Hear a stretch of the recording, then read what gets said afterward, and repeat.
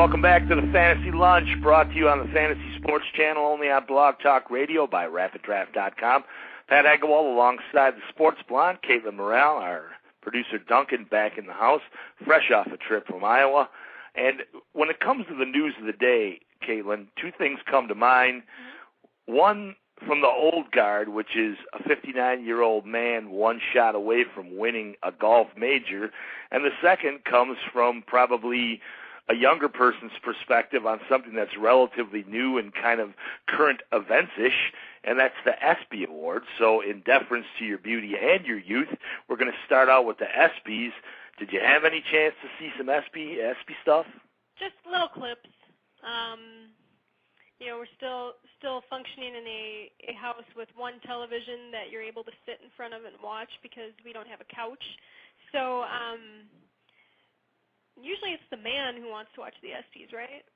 I think it's backwards in my house. But you're the sports blonde. Of course you're going to want to be a part of the ESPYs. Yeah, I caught a few clips of it. I know Samuel L. Jackson gave Michael Phelps a little brushing about smoking the competition, and gave some stuff to T.O., which I'm going to talk about later. You had to enjoy the fact that the ESPYs have become like the sports version of their own Academy Awards. And, I think that's a long time coming. Kudos to ESPN because, that is something that, hey, doesn't everybody want their roll off the red carpet day? You could be the national anthill champion, and if there was a way to promote the anthill championship and have a red carpet, why wouldn't you want to walk down? And hell, I watched Entourage last night, and Vinny Chase got to walk down. Don't tell me I have a DVR.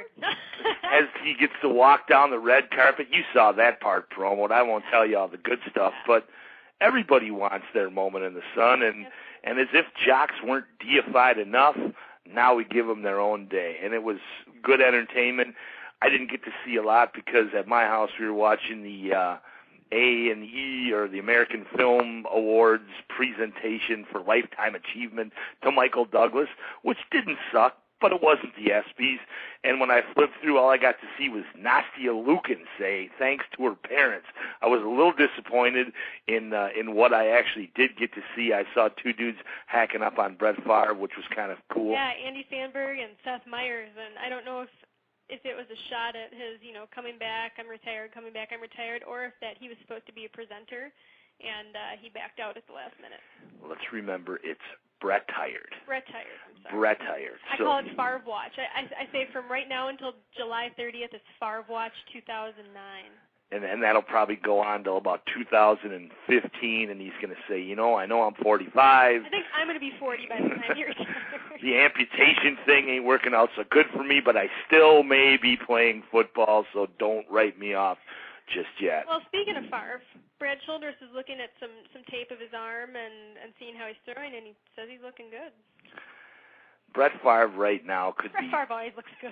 Signing his autograph, and Brad Childress would say, boy, you really signed that autograph. Well, that's a love affair that, unless something really, really major happens, that's going to happen.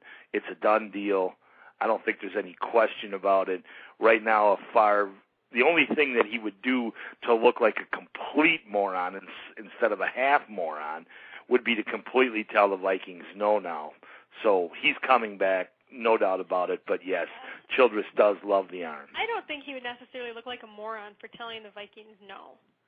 I think some people would be more open to that than they are to him being there. I know a lot of the Vikings are saying this is really getting annoying. Yeah, and guess what? Get in line.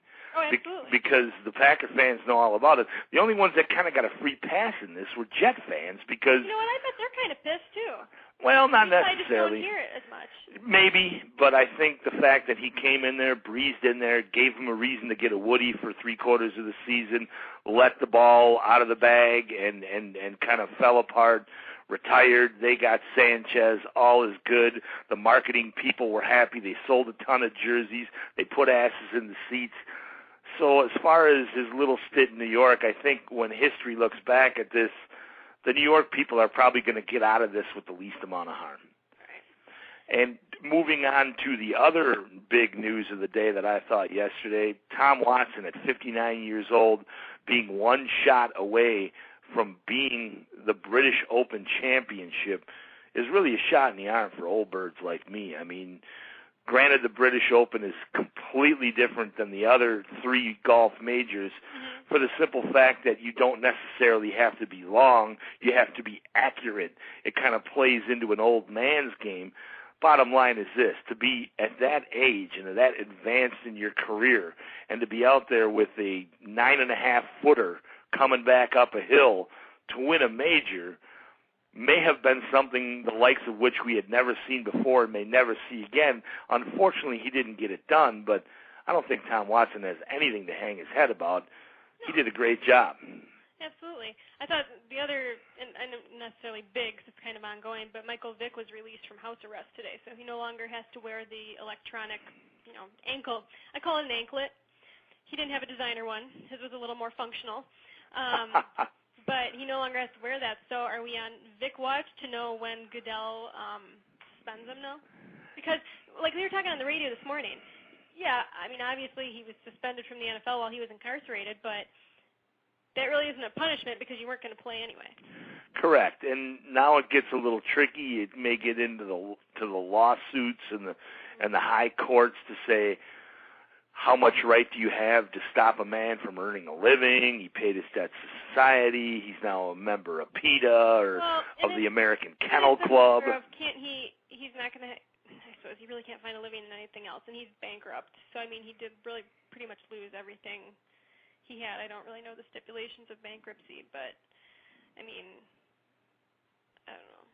There's got to be something more he can do in life than play football, and honestly, I think some people would be pretty pissed off if he didn't get suspension from the NFL.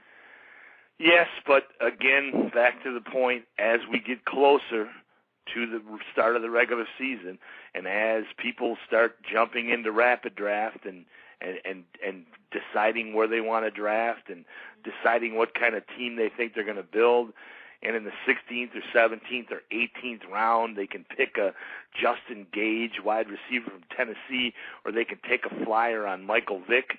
People are going to say, wow, if Mike Vick was there, I might take him.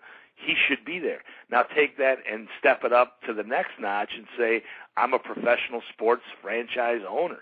And I could have some middle-of-the-road guy who we picked up out of Sam Houston State in the 7th round 2 years ago that shows flashes of brilliance, and maybe with 2 years of hard work, he might be able to return punts for us.